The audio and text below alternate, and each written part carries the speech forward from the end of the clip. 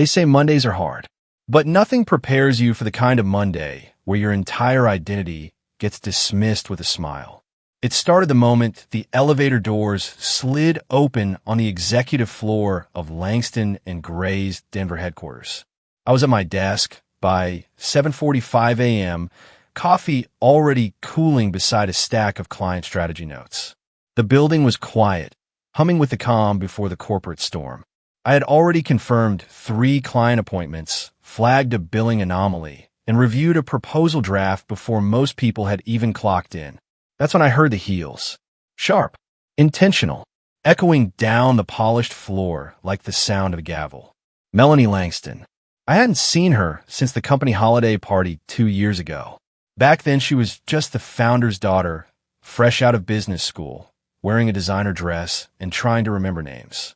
Now, she was the newly appointed CEO, the face of the next generation. She walked past me like I was part of the furniture. No nod, no smile, no good morning, just the scent of money and the tension of someone who had come to make a point. Then she stopped, turned. Daniel, right? She said, sunglasses still on. I stood. Yes. You're like Richard's assistant? The secretary? Executive operations manager. I replied evenly. She smiled, tight and condescending. Right. Well, that role's being dissolved. We're modernizing, flattening the hierarchy, making things more agile. She spoke like she was reading off a PowerPoint deck. Not a flicker of hesitation. Not an ounce of recognition for who I was or what I'd done. I'm sorry, I said. Can you clarify? Your position, she replied. It's redundant. Effective immediately. Just like that. 13 years of service. Gone with 1 line of corporate jargon. I didn't flinch. I didn't ask her to reconsider. I simply nodded. I understand. That threw her off. She expected panic. Or resistance. Maybe even groveling. But you don't last over a decade in a leadership-adjacent role without learning the power of restraint. HR will be in touch, she said. Please be out before lunch. And then she turned, walked into my old boss's office, now hers, and shut the door without another word. I sat for a moment. Not because I was shocked.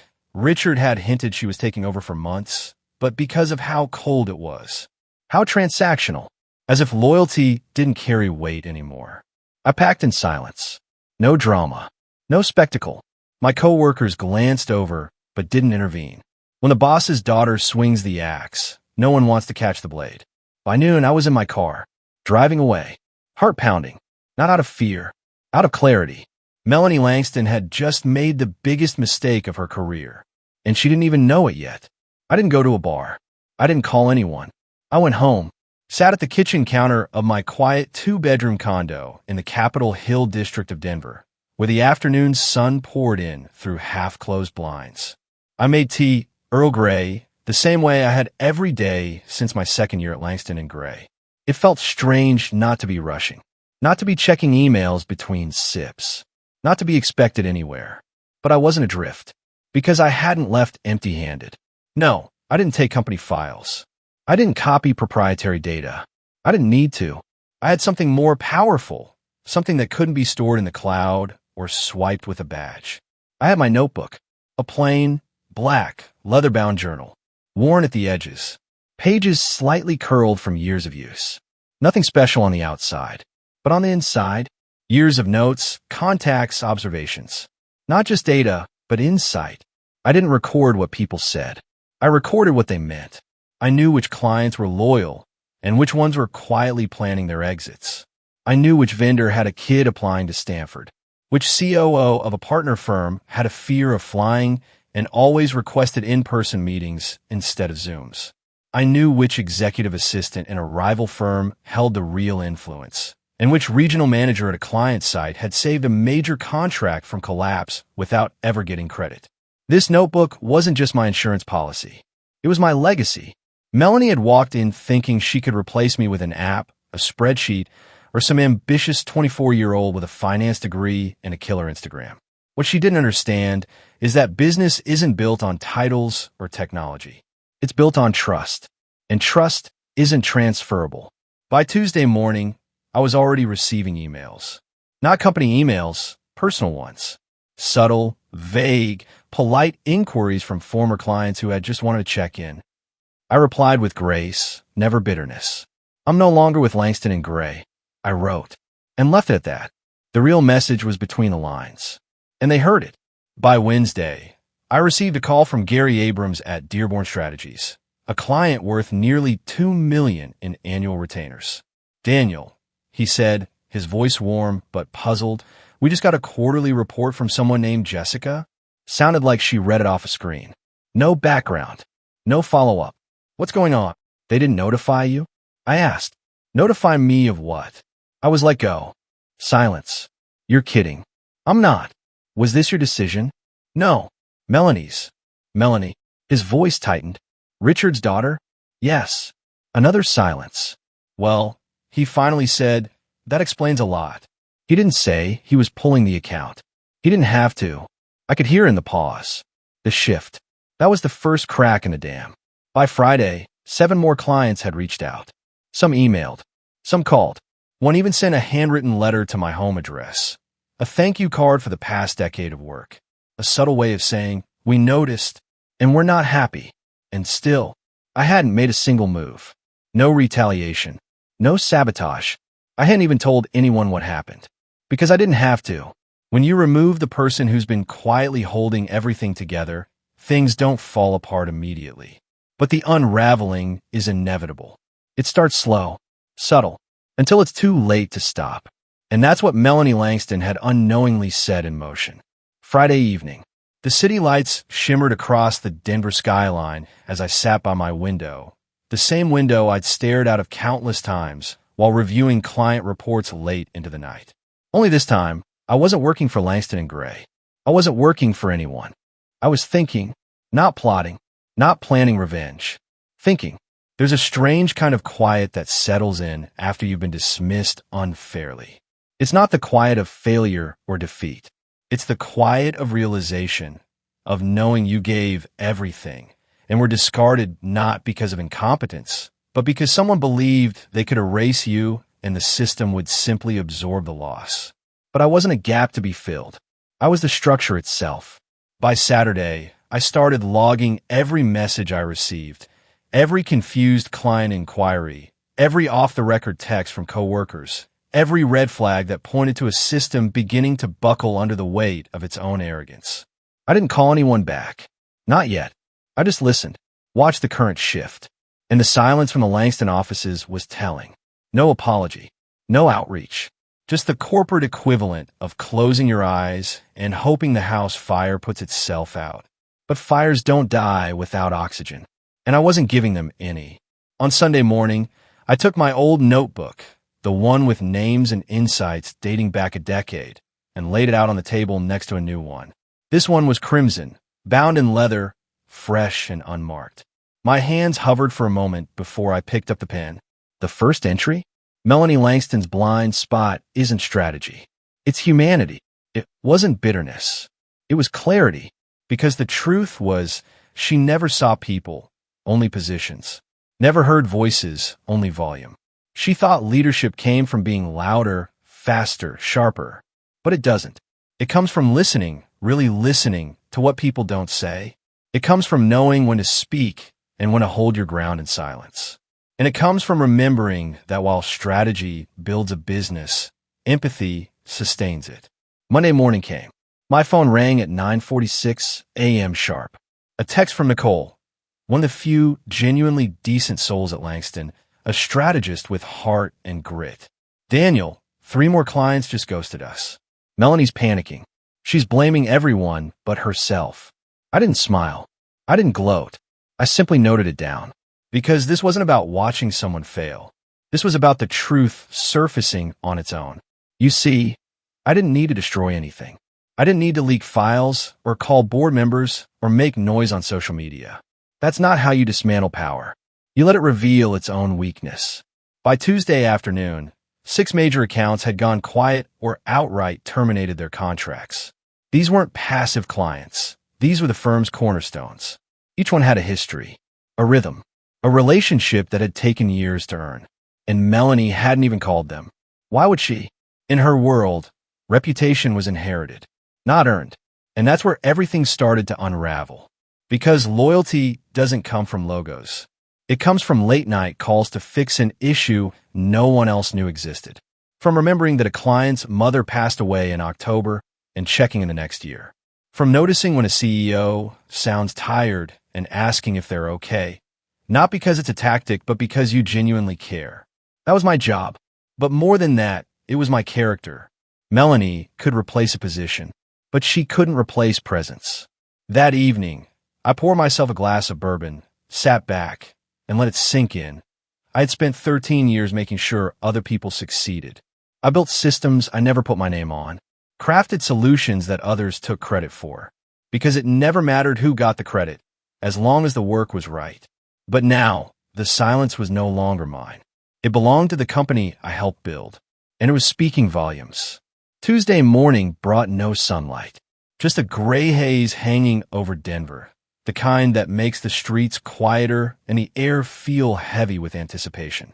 I sat at the small table in my kitchen, nursing a cup of coffee that had long gone cold. I wasn't watching the clock. I didn't need to. At exactly 9:12 a.m., the intercom buzzed. It was Richard. I buzzed him up, heart steady, mind sharp. When the door opened, I saw the man I had once followed through crises and boardroom wars. But he looked older now, worn, his tailored suit still sharp, but his eyes, they were different, more honest, less certain. He stepped in without speaking, took a moment to look around my modest apartment, then sat down across from me like a man preparing for confession. "I've made a mistake," he said simply. I didn't answer. He ran a hand through his silver hair, eyes fixed on the tabletop. "She told me you wanted out, said the role was outdated, that we were pivoting toward automation and modern client management platforms. And you believed her." "I wanted to believe her," he said. "She's my daughter. I thought if I gave her the helm, she'd rise to the responsibility. But she didn't rise. She ruled. And now the ship's taking on water," I said. He nodded slowly.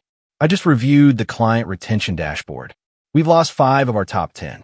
2 more are threatening to walk. Our revenue forecast for Q2 has already been slashed by 28% in less than a week." His voice cracked slightly, not with emotion, with realization. "You didn't tell anyone to leave," he added, more a statement than a question. "No, I didn't have to. That's what scares me most." He leaned forward, finally looking me in the eye. "Daniel, I need you back." Silence stretched between us, but this time it was mine to command.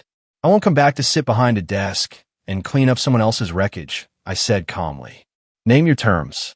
I want full decision-making authority over client relations. A C-level title. A written agreement that Melanie will have no oversight over my work. And I want the resources to build a real support structure, not just to fix the fallout, but to prevent it from happening again." Richard didn't flinch. "Done," he said. "And one more thing," I added, leaning in now. "I want her to acknowledge it. Publicly. Internally. I want every person in that building to know why things fell apart. Not for pride, but for clarity.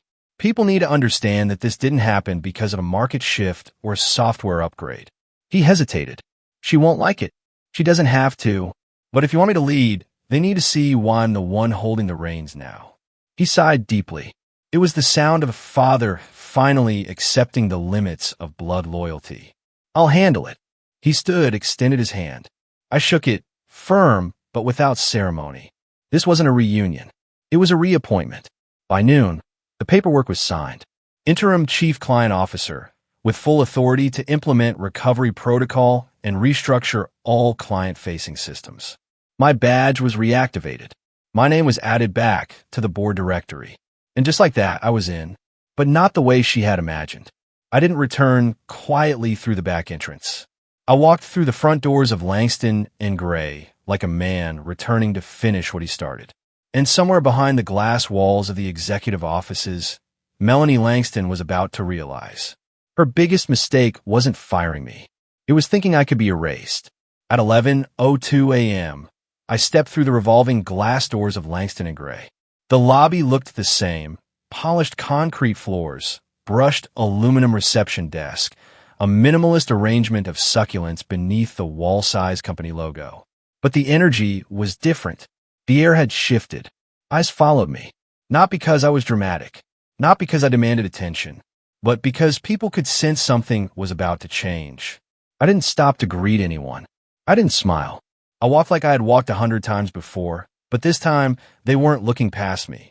They were watching me reclaim something. Nicole met me by the elevator. Her hair was pulled back, and she looked more nervous than usual. "She's in the conference room," she whispered. "Let's not keep her waiting." When the elevator doors opened on the executive floor, everything felt unnaturally still, as if the building itself was holding its breath. The glass-walled conference room sat at the far end of the corridor, the very heart of power. The same room where I had once quietly coordinated client prep notes. The same room I was unceremoniously excluded from a week ago. But today I wasn't knocking. I walked in. Richard was already seated at the head of the table, his face a careful mask of authority. 3 department heads were present: strategy, legal, finance, their eyes flickering between folders and glances at the door. Melanie was standing, arms crossed, lips thin, eyes sharp like broken glass. She didn't sit when I entered. She didn't speak. So I did. "Good morning," I said evenly. No one replied. Richard cleared his throat. "As some of you may know, there's been a significant disruption in client relations this past week. We've lost critical accounts. We're hemorrhaging trust, and we need to fix it." He turned to me. "Daniel Reese has agreed to return to help lead that recovery." Melanie scoffed, loudly. "Help?" she repeated, voice tinged with venom. He walked out. "No," I said, looking her dead in the eye. "I was fired. By you. Without consultation. Without notice. And without understanding the structure that was holding your father's company together." She laughed, brittle and hollow. "Oh, don't pretend like you're some hidden genius. You were a glorified secretary." I stayed calm. Always calm. I was the person your clients trusted when they couldn't get a straight answer. The one who remembered their children's names. Who rescheduled meetings during snowstorms. Who picked up the phone at 11:45 p.m. when your father's email system crashed before a global investor pitch. Melanie's face hardened. "You're here to make a scene?" "No," I replied. "I'm here to save what's left." Silence. Then Richard spoke. "Daniel returns as Chief Client Officer. Effective immediately, with full authority over all client-facing systems." Melanie blinked. "What?" "You made decisions without understanding their consequences," Richard said. "You acted like power was your birthright. It's not. It's earned." She turned to him. "You're taking his side over your own daughters?" "I'm choosing stability. Survival," he said. "And yes, I'm choosing him." Her mouth opened slightly. No words came out. For a moment, she looked not like the CEO, not like the heir apparent, but like a child again, uncertain and unarmed. "I don't want a public fight," Richard added, softer now. "But this company has already lost too much. Daniel will lead the recovery effort." Melanie stared at me, then at the others. No one came to her defense. Not legal, not finance, not even strategy. The tide had turned, and she felt it. She spun on her heel and stormed out. The glass door clicked shut behind her, not with fury, but with finality. Richard let out a long breath. The others turned to me. "What's the first step?" one asked. I looked down at the folder I had brought in, opened it, and laid out a series of names. "These are the clients we still have a shot at saving. I'll take the calls personally, but I'll need your teams ready to move fast, no red tape. If we can show that we're not just sorry, but proactive, we can still turn this." They nodded, not just out of respect, out of relief, because in the middle of the chaos, someone was finally taking the wheel. I didn't unpack my things. I didn't settle into the new office. I walked in, dropped my bag on the floor, loosened my collar, and opened my laptop. This wasn't a return to routine. It was triage. The inbox was chaos. 78 unread emails. Subject lines that screamed urgency without even trying. "Call me. This is unacceptable. What happened to Daniel?" Some came from clients I knew well. Others were from account managers who had taken over relationships they didn't understand, desperately trying to hold the line. It was a digital battlefield. I rolled up my sleeves, and I started writing. Not blanket emails, not press releases, real messages, one at a time, each crafted with precision, like I was stitching a torn artery shut. To Diane Shun at Solara Ventures, I reminded her that I still remembered her anniversary was in 2 weeks, and that her husband loved hiking the Rockies more than flying to New York for board meetings. To Felix Kramer, I acknowledged that our silence last week was unacceptable and that I wasn't going to waste his time with excuses, only solutions. To the Laporte Group, I attached a draft service package with proactive strategies tailored to their Q3 goals. Not reactive, not generic, specific, deep, earned.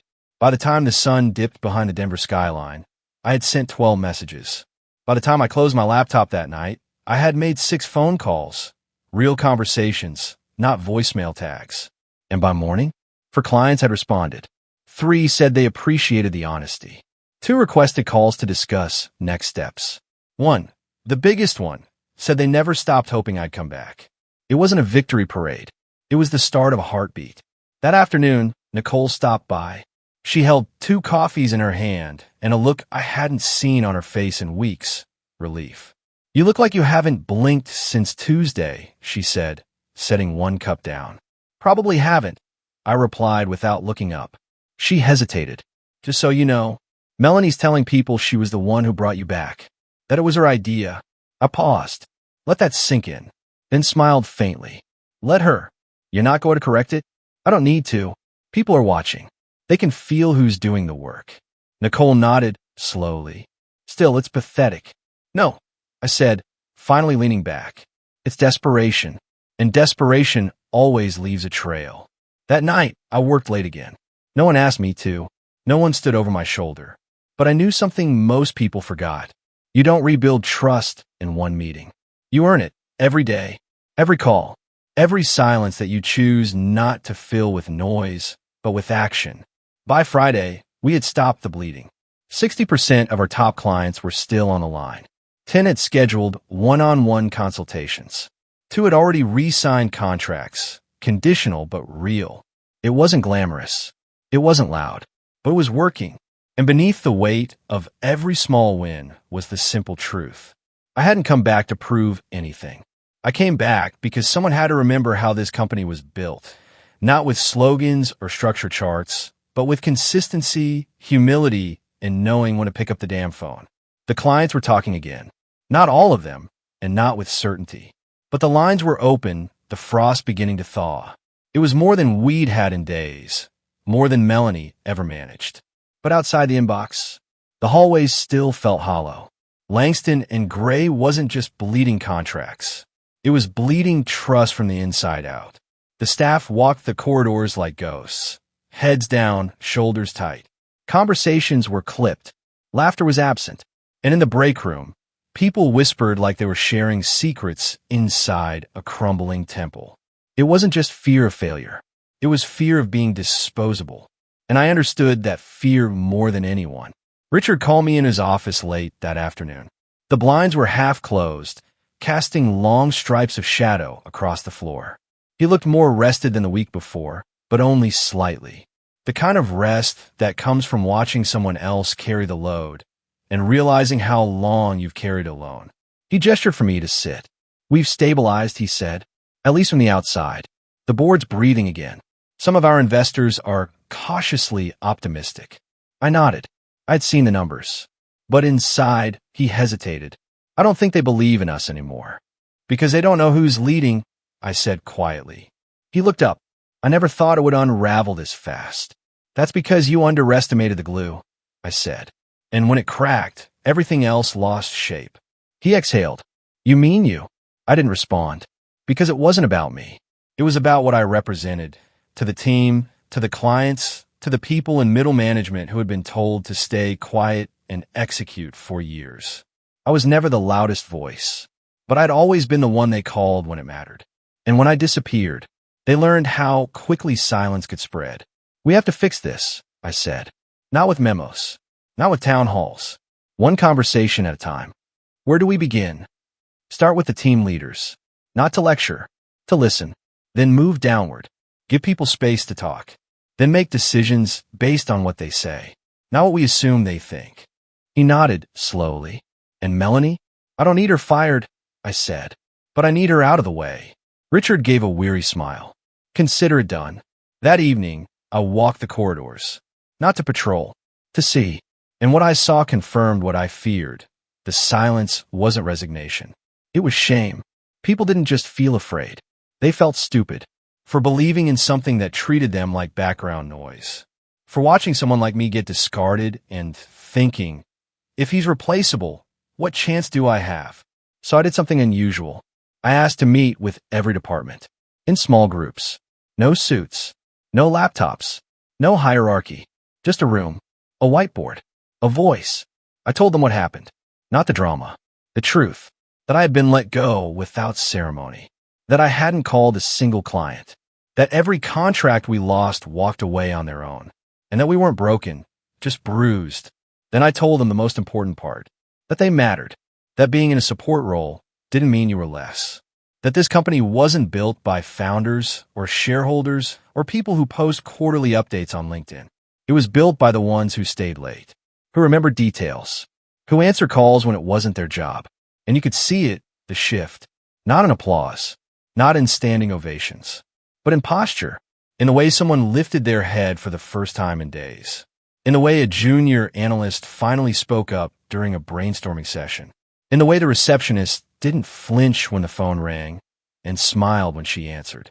We weren't fixed, but we were healing, not because of me, but because someone finally said aloud what everyone else was too tired or too afraid to believe, that we were still worth something, that this wasn't the end, that maybe, just maybe, this was the beginning of something better. The first Monday of the new quarter arrived without fanfare. No internal memo, no dramatic email blast, no corporate reset campaign, just quiet, and the faint sense that something new was beginning. The bleeding had stopped. The clients had, at least temporarily, returned to the table. Staff meetings were slowly starting to feel like collaborations again, not interrogations. And for the first time in weeks, the hallway chatter wasn't about what was broken. It was about what could be built next. That was when I introduced it. A program. One that had lived quietly in the margins of my notebook for years. Drafted in the idle moments between meetings. Rewritten on airplanes. Scribbled during leadership retreats I wasn't invited to speak at. The initiative. A mentorship pipeline. Not for the next executives, but for the ones who are always labeled just an assistant, just an analyst, just an intern, just support. I'd lived that label. I'd felt the way it weighs on your name. How it dims your voice in meetings. How it makes your wins invisible and your mistakes unforgivable. But here's what I knew from experience. The people who hold the most value in any organization often carry the least power.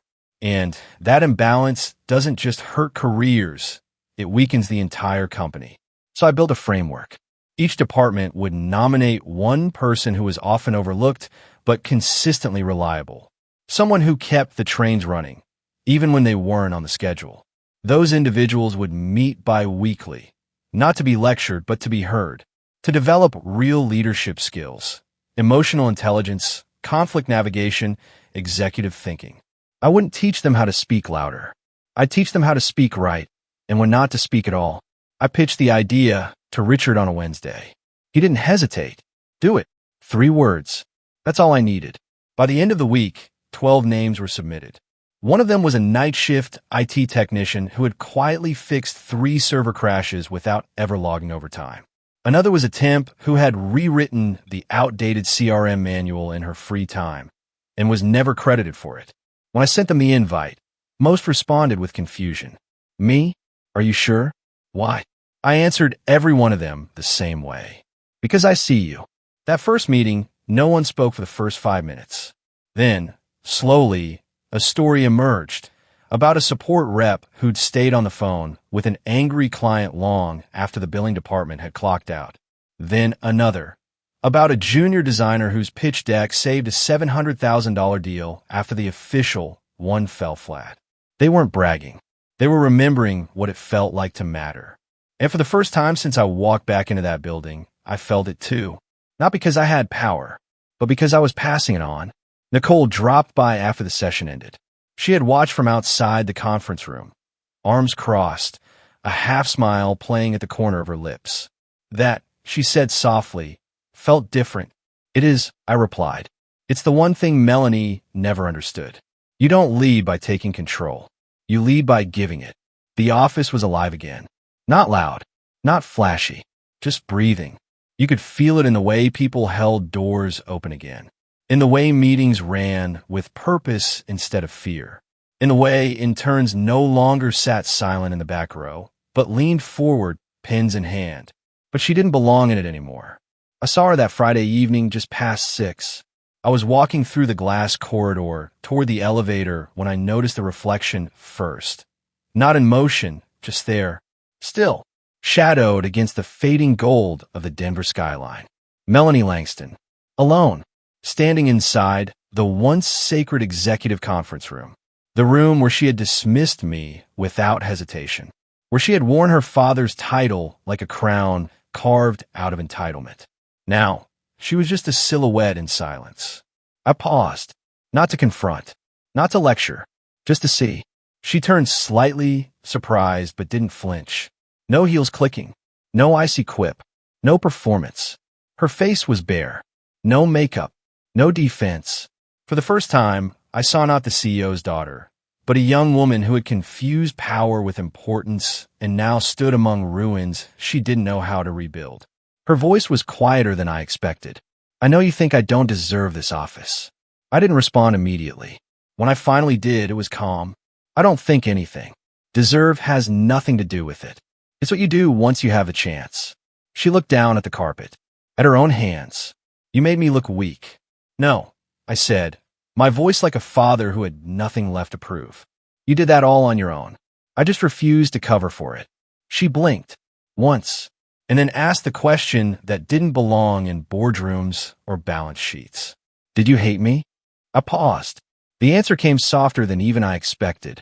No, I meant it. I pitied you. She inhaled, sharp and fragile.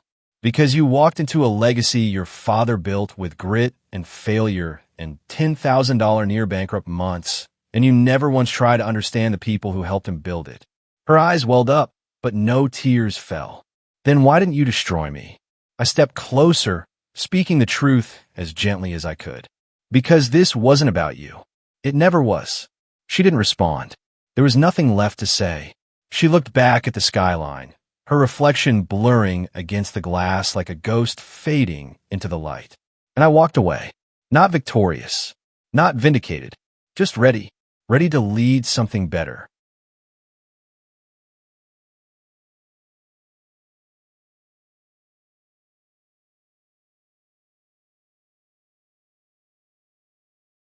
That night, as I sat in my office, the new one, the earned one, I pulled out the old notebook again. The one with curled corners and ink stains and 10 years of quiet battlefields scribbled in the margins.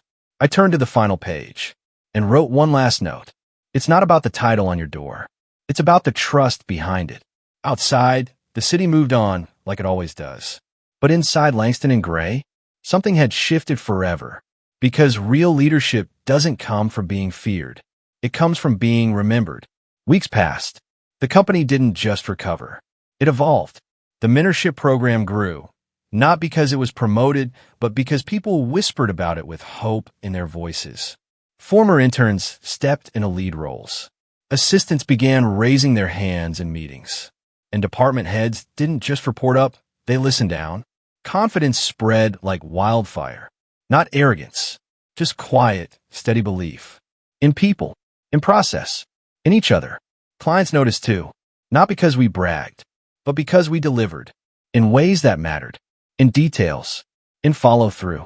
In those moments where competitor might delay, we leaned in. That's what built trust. Not perfection. Presence. Melanie never officially resigned. Her badge still worked. Her office still had her name on the door.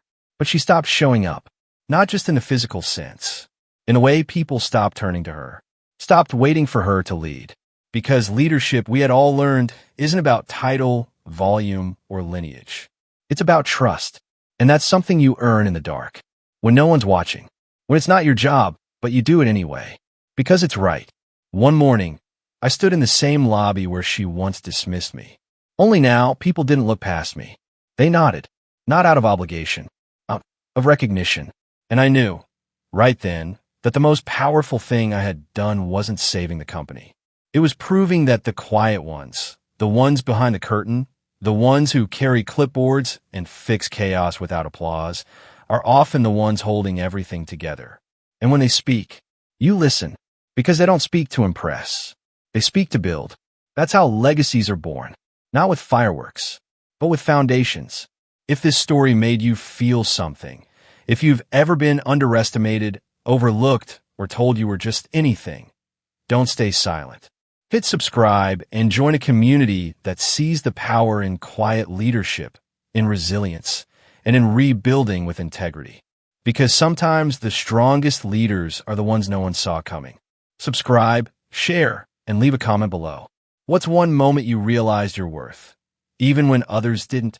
Your story matters, and you never know who it might save.